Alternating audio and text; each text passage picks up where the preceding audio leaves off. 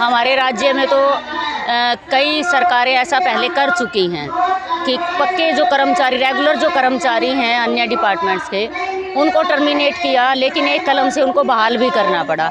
ये जो करती है सरकार ऐसा, ये एक तरह से मानसिक एक दबाव बनाना चाहती है कि हम ऐसा भी कर सकते हैं। लेकिन ये भी एक सच्चाई है, जब एकता होती है तो एकता के आगे झुकना भी पड़ता है। इस देश से अंग्रेज भी भागे थे एकता के दम पे। तो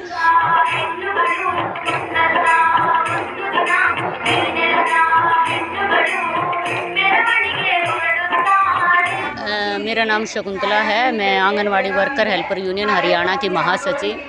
हमने हरियाणा के अंदर अभी पिछले दिनों जो है लगातार 8 दिसंबर से लेकर 4 अप्रैल तक हमने आंदोलन लड़ा, जो 119 दिन आंदोलन हमारा जारी रहा। और वो अपने आप में एक ऐतिहासिक आंदोलन रहा महिलाओं का, क्योंकि प्रदर्शन वगैरह, धरना वगैरह तो करते रहे, लेकिन वो तालाबंद हड़ताल की गई हमारे द्वारा। आंगनवाड़ी सेंटरों को लॉक लगा दिए गए थे और उसमें हमारी जो विरोध था वो शुरुआत यहाँ से हुई थी कि हमारे को विभाग ने कोई मोबाइल नहीं दे रखा, कोई ट्रेनिंग नहीं दी, कोई सिम कार्ड वगैरह नहीं दिया, लेकिन काम जो है वो ऑनलाइन वर्कर्स हेल्पर से मांगा जा रहा था।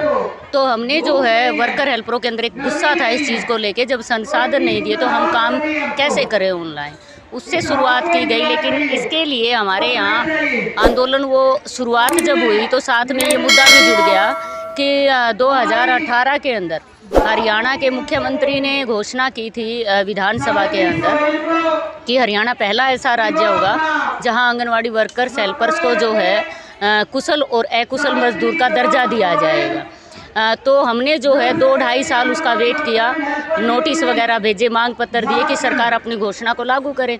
सितंबर 2018 के अंदर देश के प्रधानमंत्री ने मन की बात एक कार्यक्रम शुरू किया था और उसमें ये घोषणा की थी कि 1500 रुपये वर्कर के और 750 रुपये हेल्पर के मानदेय में बढ़ोतरी की जाएगी। उन दोनों घोषणाओं को लेके भी हमने मांग पत्र में दर्ज किया। जब हमने मुख्यमंत्री जी से 29 दिसंबर को बातचीत की, तो 29 दिसंबर को जब बातचीत हुई तो मुख्यमंत्री जी को हमने याद दिलवाया कि आपने विधानसभा के अंदर घोषणा की थी। तो वो बड़े मुस्कुराते हुए कहते कि वो तो मैंने आवेश में आके घोषणा कर दी थी और उसको मैं लागू नहीं कर सकता। तो हमने कहा कि फिर ये 4 दीवारी के अंदर ही क्यों जवाब दो, जवाब देना है तो पब्लिकली दो, ताकि लोगों को पता चले कि हरियाणा के मुख्यमंत्री ने घोषणा पब्लिकली की और आज इनकार एक बंद कमरे में कर रहा है। उससे फिर और ज़्यादा जो है वर्कर्स हेल्पर्स के अंदर गुस्सा पैदा हुआ और वो लगातार जो है आंदोलन जारी रहा। और फिर विधानसभा के अंदर ही मुख्यमंत्री ने उस बात से इनकार किया कि मुझे जानकारी का अभाव नहीं था, इस वजह से मैंने वो घोषणा कर दी थी और मैं ऐसा नहीं कर सकता। वर्कर्स हेल्पर्स के अंदर मानदेय में बढ़ोतरी हुई है, वर्कर्स हेल्पर्स के वहाँ रिटायरमेंट लाभ लागू हमने करवाया इसी आंदोलन के दौरान। वर्कर हेल्पर की अगर मृत्यु हो जाती है, पहले उसके लाभ मतलब आश्रित को कुछ लाभ नहीं दिया जाता था, अभी 3 लाख रुपए वहाँ लागू किया है। प्रमोशन का लागू हुआ है, अभी पहले हेल्पर से वर्कर तो होती थी प्रमोट, लेकिन वर्कर से सुपरवाइज़र प्रमोशन नहीं की जाती थी, उसको अभी लागू किया है वहाँ 50% कोटा। तो बहुत सारी उपलब्धियाँ हमने जो है वहाँ प्राप्त भी किया आंदोलन के दम पे। लेकिन इसी दौरान हमारी 975 आंगनवाड़ी वर्कर हेल्पर की सेवाएं समाप्त की हैं सरकार ने, जिसके विरोध में हम जो है हड़ताल को हमने स्थगित जो किया। विभागीय अधिकारियों ने ये विश्वास दिलाया था कि हम हड़ताल के दौरान का मानदेय देंगे और जो FIR दर्ज उनको रद्द कर देंगे और जो टर्मिनेट वर्कर हेल्पर उनको बहाल कर देंगे, आप हड़ताल को ख़त्म कीजिए। और हमने जो है 4 अप्रैल को अपनी हड़ताल को स्थगित किया, ख़त्म नहीं की। और हमने 15 दिन का उन्होंने टाइम मांगा था, तो हमने उनको 3 महीने बीत जाने के बाद फिर दोबारा हमने आंदोलन शुरू किया और आंदोलन के दबाव में 600 समथिंग हमारी वर्कर हेल्परों को उन्होंने बहाल कर दिया। अभी 300 कुछ रहती हैं जिनकी जल्द लिस्ट जारी होने वाली है। हमारे राज्य में तो कई सरकारें ऐसा पहले कर चुकी हैं कि पक्के जो कर्मचारी, रेगुलर जो कर्मचारी हैं अन्य डिपार्टमेंट्स के, उनको टर्मिनेट किया, लेकिन एक कलम से उनको बहाल भी करना पड़ा। ये जो करती है सरकार ऐसा, ये एक तरह से मानसिक एक दबाव बनाना चाहती है कि हम ऐसा भी कर सकते हैं। लेकिन ये भी एक सच्चाई है, जब एकता होती है तो एकता के आगे झुकना भी पड़ता है। इस देश से अंग्रेज भी भाग गए थे एकता के दम पे, तो इसलिए हिटलर शाही नहीं चल सकती। ये लोकतंत्र है और लोकतंत्र में सबको अपनी आवाज़ उठाने का अधिकार है। संविधान के अंदर दर्ज है कि अपने मांग मुद्दों को लेकर आंदोलन करने का सबको अधिकार है।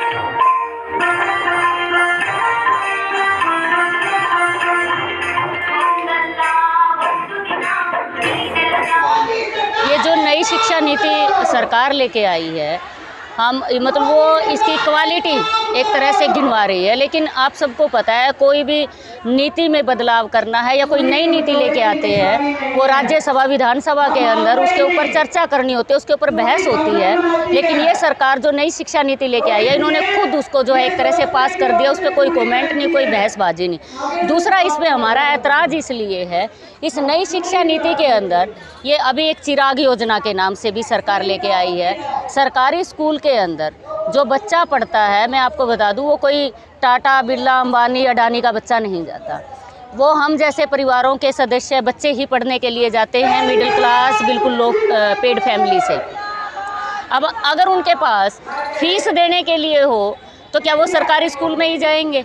अब सरकार ऐसा करके, जो सरकारी स्कूल बने हुए हैं, कहीं भी बने हुए हैं, अगर हम उनकी जांच पड़ताल करें, हमारे बुजुर्गों ने गांव के अंदर ज़मीनें दे के वो सरकारी स्कूल बनवाए हुए हैं पुराने। अगर हम खंगाले इन चीज़ों को देखें तो उसको जो है आज सरकार ठप करना चाहती है, ख़त्म करना चाहती है इन तमाम चीज़ों को। उस गरीब का बच्चा जो सरकारी स्कूल में जाएगा, नाम चिराग दे दिया, चिराग योजना, उससे सरकार फीस लेगी सरकारी स्कूल में जाने वाले बच्चे से। और वही बच्चा अगर प्राइवेट स्कूल में जाएगा तो उसका खर्च सरकार उठाएगी, उसका खर्चा सरकार देगी प्राइवेट स्कूल में। मतलब सरकारी का, हाँ, ना, हाँ, सरकारी स्कूल में जाने पे फीस लगेगी, पेरेंट्स को फीस देनी है। प्राइवेट स्कूल में बच्चे को भेजेगी, सरकार देगी। तो इससे साफ पता चलता है सरकार प्राइवेटाइजेशन करना चाहती है और सरकारी जो संस्थाएं हैं उनको ख़त्म करना चाहती है। ये एक बुनियादी, हम ये कह सकते हैं, शिक्षा, स्वास्थ्य तो हमारा बुनियादी अधिकार है, उसी पे सरकार हमला कर रही है। आप इस नई शिक्षा नीति को पढ़ोगे जब पूरी डिटेल में, तो इससे साफ पता चलेगा। ये नई शिक्षा नीति के तहत ही आंगनवाड़ी सेंटरों को भी प्लेवे स्कूल में तब्दील किया जा रहा है। अब प्लेवे स्कूल का मतलब क्या है कि नर्सरी क्लास की जो पढ़ाई है वो आंगनवाड़ी केंद्र में ही वो प्लेवे स्कूल वाली वर्कर, आंगनवाड़ी वर्कर देगी। अब उसमें सुविधाएं भी तो चाहिए। सबसे पहले तो आपको स्थायी बिल्डिंग बनानी चाहिए उनके लिए। अब रेंट पे कमरे हैं, एक एक कमरे, उसमें कहाँ खेल होगा, कहाँ बच्चों को शिक्षा होगी। तो ये सरकार जो है, इस नई शिक्षा नीति बहुत मतलब डिटेल से हम पढ़ते हैं तो बहुत नुकसानदायक है हमारे लिए, और हमारे लिए ही नहीं, ये आने वाले भविष्य, जो देश का भविष्य है, उसके लिए भी खतरनाक है। इसलिए मैं नई शिक्षा नीति के ऊपर विरोध कर रही थी और मैं कह रही थी कि जनता को भी इसके खिलाफ आवाज़ उठानी चाहिए।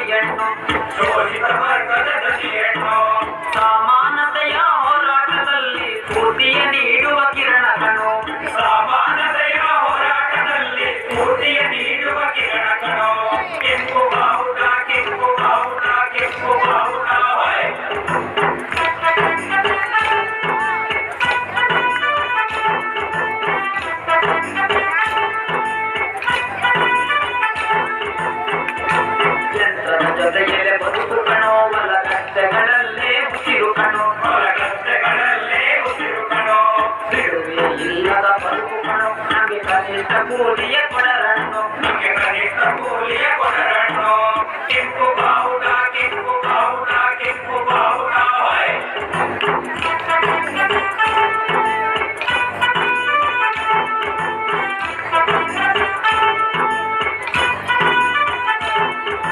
ಪಟ್ಟಗೋಲೆಯನ್ನು ನೊಡೆಯುತ್ತ ಬನ್ನಿ ಶೋಷಣೆ ಬೇರನ್ನು ಕೀಳುವ ಬನ್ನಿ ಶೋಷಣೆ ಬೇರನ್ನು ಕೀಳುವ ಬನ್ನಿ ರೈತ ಕಾರ್ಮಿಕರ ಉದ್ದಾಗಿ ಬನ್ನಿ ವಿದ್ಯಾರ್ಥಿ ಯುವಜನ ಮುನ್ನುಗ್ಗಿ ಬನ್ನಿ ವಿದ್ಯಾರ್ಥಿ ಯುವಜನ ಮುನ್ನುಗ್ಗಿ ಬನ್ನಿ ಕೆಂಪು ಬಾವುಟ ಕೆಂಪು ಬಾವುಟ ಕೆಂಪು ಬಾವುಟ ಹೋಯ್ ಈ ಕೆಂಪು ಬಾವುಟ ನಮ್ಮದು ಈ ಕೆಂಪು ಬಾವುಟ ನಿಮ್ಮದು ಈ ಕೆಂಪು ಬಾವುಟ ಎಲ್ಲರದು ಈ ಕೆಂಪು ಬಾವುಟ ಎಲ್ಲರದು ಈ ಕೆಂಪು ಬಾವುಟ ಎಲ್ಲರದು अगर आप ये देखोगे कि इस देश पे जैसे अंग्रेज़ों ने राज किया, जैसे उस टाइम पे भी कोई दलील अपील नहीं थी, वही एक तरह से ये राज सत्ता में जो आसीन है सरकार, यही तरीका अपना रही है। वो कोई दलील नहीं, कोई अपील नहीं, कोई बहस नहीं किसी बात पे। अरे 8 घंटे काम, 8 घंटे आराम, 8 घंटे मनोरंजन के हों, ये श्रम कानून जो बनवाए गए थे, ये लोगों ने अपनी जान की कुर्बानियाँ दे के इनको लागू करवाया था। अभी ये सरकार जो है, ये जो श्रम कानूनों में संशोधन करके लेबर कोड जो बनाए गए हैं, ये पूंजीपतियों के हकों में बनाए गए हैं। और जो कमेरा वर्ग है, जो कमा के खाने वाले लोग हैं, उनके खून पसीने को निचोड़ने की नीति सरकार ने बनाई है। इसका हम कड़े शब्दों में निंदा करते हैं। और सरकार जो ये ढिंडोरे पीटती है गरीबों के हितैषी होने का, ये बिल्कुल गरीबों के हितैषी ना होके ये पूंजीपतियों की हितैषी है।